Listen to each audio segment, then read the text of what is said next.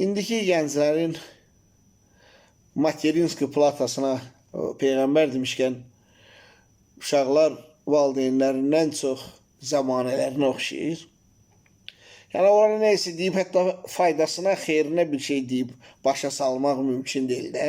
Agresiv, özü hər şeyin ən gözəlini bilir.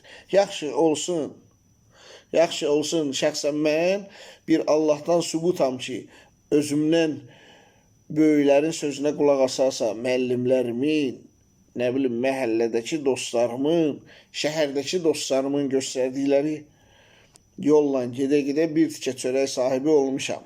İndi savad oxuyub, qavramaq, dərk eləmək Allahdan verilən bir şeydir. Fakt, yəni, onların dediklərini yerə salmamışam da. İndi uşağa xeyrinə də olsa bir söz deysən, kitab oxu, bala kişilləməyim getsin, dilin açılsın, cavan uşaqsan, niyə kişilləyəsən ki?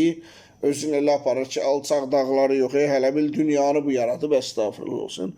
Odur ki, özümüz üçün danışıram, hələ o ələxsus da Rusiyadan qulaq asan Azərbaycanlılar var, fikirlərimə şərik olurlar.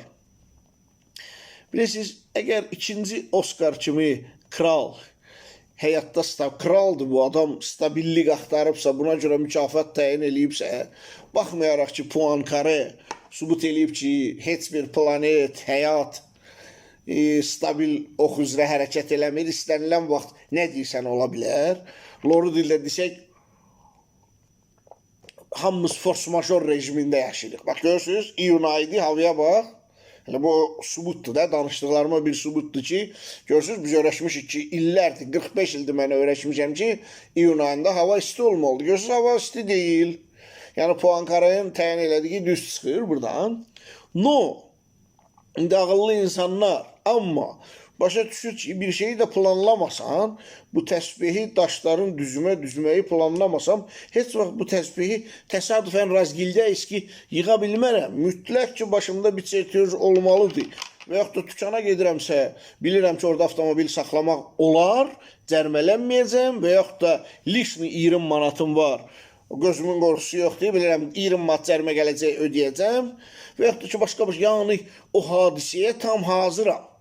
Yoxsa fikirləşsən ki, nə deyirsən olacaq, birdən qırağa çıxaram, ilahi tükana gedərəm, fırtına olar, sel gələr. Yəni qorxdunsa yaşaya bilməzsən ki. Qorxmadınsa da mütləq ki, gərək primitiv formada da olsa hər hansı bir planın olsun. Bu qədər başınızdan, dərraküzdən, əqlünüzdən müğayət olun.